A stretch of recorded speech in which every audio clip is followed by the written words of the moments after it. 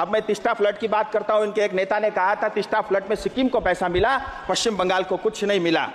हकीकत यह है, जैसे ही फ्लड हुआ अक्टूबर 2023 को, सिक्किम ने इसको डिजास्टर घोषित किया और एसडीआरएफ एनडीआरएफ का 10% पैसा जो है वहां की जनता को मिला, और पश्चिम बंगाल ने डिजास्टर घोषित नहीं किया, हमारी जनता को कुछ नहीं मिला। इस बजट में मैं वित्त मंत्री जी को बधाई देना चाहूंगा, 11,500 करोड़ का जो है आवंटन किया है, जिसमें बंगाल को 1,200 करोड़ रुपए मिलेगा।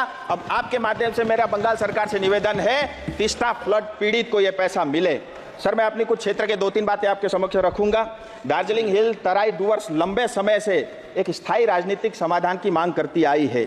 इसी कारण अतीत में कई आंदोलन हुए। 86-88 में जो आंदोलन हुआ उसके माध्यम से दार्जिलिंग गोरखा हिल काउंसिल बना। 2007 से 11 में गोरखालैंड टेरिटोरियल एडमिनिस्ट्रेशन बना।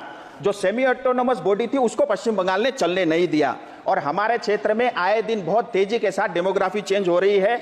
हमारा बहुत ही सेंसिटिव इलाका है, जिसमें बांग्लादेश, नेपाल, भूटान और बगल में चाइना भी लगता है, और वोट बैंक के कारण बांग्लादेशी और रोहिंग्या आए दिन चाय बागान में अपना घर बना रहे हैं। मैं आपके माध्यम से भारत सरकार से निवेदन करता हूं, हमारे मूल निवासी गोरखा, आदिवासी, कोच, मेचे, राभा, टोटो, राजवंशी, बंगाली भाषी, हिंदी भाषी समुदाय आज खतरे में है। इसलिए इस क्षेत्र का स्थायी समाधान, और वो भी भारत के संविधान के अंतर्गत हो, जिसमें टीएमसी का कोई हस्तक्षेप उसमें ना हो। इतना ही नहीं, गोरखा समुदाय में 11 जनजातियां जो आजादी के समय 51 के सेंसस तक जो है ऑलरेडी ये हिल ट्राइब के नाते जाने जाती थी, जिसमें भुजेल, गुरुंग, मगर, नेवार, जोगी, खस, राई, सुनवार, हामी, याखा यानी देवान और धीमाल, ये 31, 41, 51 के सेंसस में भी ये जनजाति थे। मैं सरकार से निवेदन करता हूं, सर बस 2 मिनट, इनको जनजाति का दर्ज जल्दी मिले। सर, इसका एक बड़ा कारण भी है, भारत और नेपाल एक मित्र देश है। 1950 इंडो नेपाल फ्रेंडशिप ट्रीटी का जो धारा 7 है, जिसके लिए उस धारा के अंतर्गत जो भी भारतीय गोरखा है उसको नेपाली कहा जाता है, नेपाल के सिटीजन कहा जाता है। इससे हमको बहुत पीड़ा है, तकलीफ है। आए दिन हमारे जवान भारत माँ की सेवा करते हुए सरहद में बलिदान होते हैं, और मैं आपके माध्यम से चाहता हूँ जनजाति का दर्ज, 2 मिनट खत्म, जल्द से जल्द मिले, तीसरा बार पीड़ित को उनका अधिकार मिले।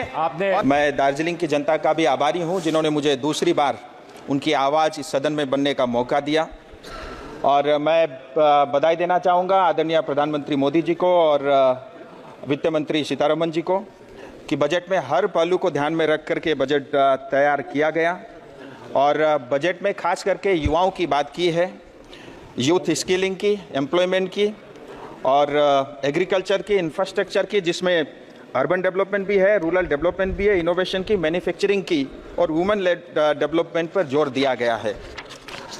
भारत युवा देश है, और आज के हमारे युवा कल का भारत है, और युवाओं के रोजगार और स्किलिंग के लिए भारत सरकार 2 लाख करोड़ रुपए खर्च करेगी, और 5 साल में 4 करोड़ 10 लाख युवाओं को रोजगार देने का इसमें लक्ष्य रखा है। और भारत के टॉप 500 फॉर्च्यून कंपनी में उनको 1 साल का ट्रेनिंग भी मिलेगा, और उसमें स्टाइपेंड के नाते 5,000 रुपये प्रति माह भी मिलेगा। और जिन युवाओं को पहली बार नौकरी मिलेगी उसको 15,000 रुपये तक भारत सरकार एक बार डायरेक्ट उसको 1 महीने की तनख्वाह देने का काम भी करेगी। इतना ही नहीं, हायर एजुकेशन के लिए 10 लाख रुपए तक का लोन भी मिलेगा, और जिसका करीब 3%, करीब 40% हो जाता है ब्याज का, 3% ब्याज जो है भारत सरकार भरेगी। इंफ्रास्ट्रक्चर पे जोर दिया गया है, जिसके लिए 11 लाख करोड़ से ज़्यादा रुपए का आवंटन किया गया है, और रूरल इंफ्रास्ट्रक्चर फंड के लिए 2.66 लाख करोड़ रुपए का इसमें प्रावधान किया गया है। प्रधानमंत्री आवास योजना के अंतर्गत 3 करोड़ नए घर बनेंगे, और प्रधानमंत्री आवास योजना अर्बन के अंतर्गत 1 करोड़ घर बनेंगे, और जिसके लिए जो है 10 लाख करोड़ का खर्च भारत सरकार करेगी। पीएम जनमन योजना के तहत 24,104 करोड़ रुपए का जनजाति विकास के लिए खर्च रखा गया है।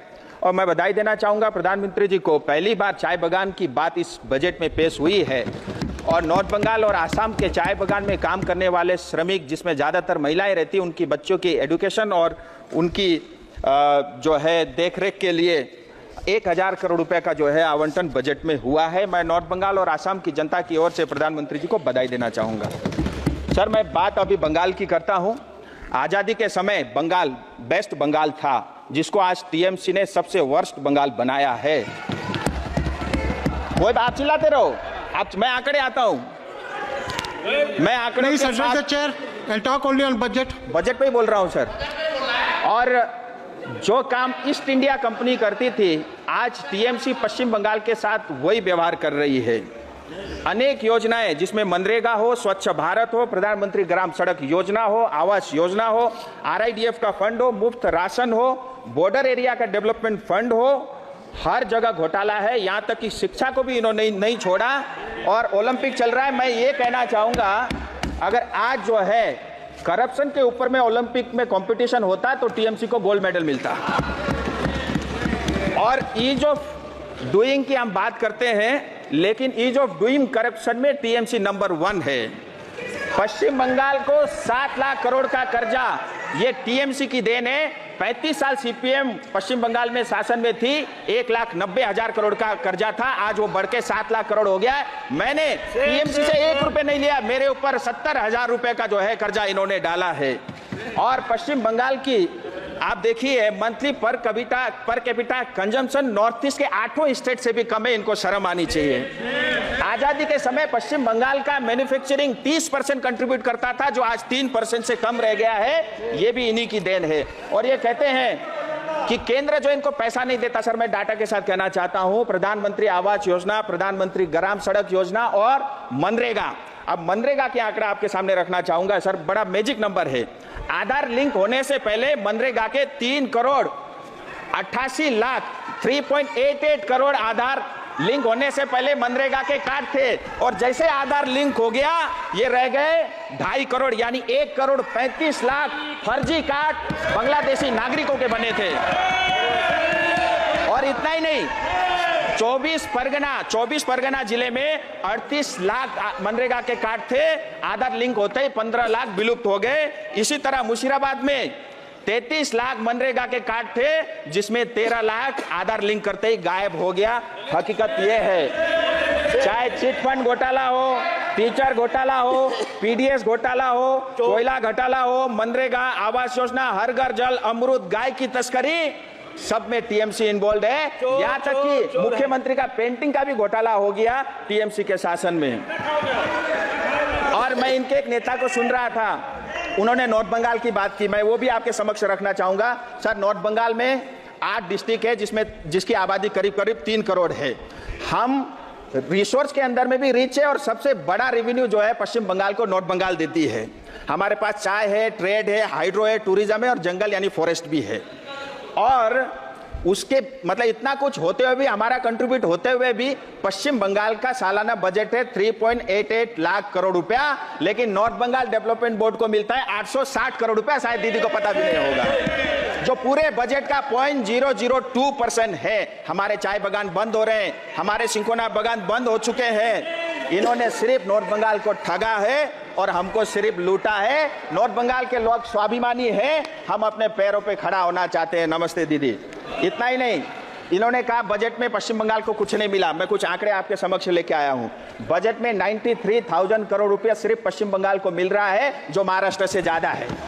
1.5 लाख करोड़ रुपया इंटरेस्ट फ्री, 50 साल तक आपको ब्याज नहीं देना है, यह पश्चिम बंगाल के लिए भी है।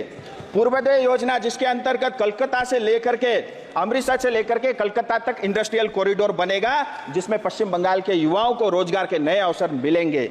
अर्बन हाउसिंग 1 करोड़ बनेगा, जिसमें कलकत्ता, दुर्गापुर, आसनसोल, सिलीगुड़ी जैसे शहरों को इसका लाभ मिलेगा। 2 करोड़ आवास योजना बनेगी। इतना ही नहीं, रेलवे की तरफ से 14,000 करोड़ रुपया आवंटन हुआ है और ऑलरेडी 60,000 करोड़ के रेलवे के काम पश्चिम बंगाल में चल रहे हैं। 100 नए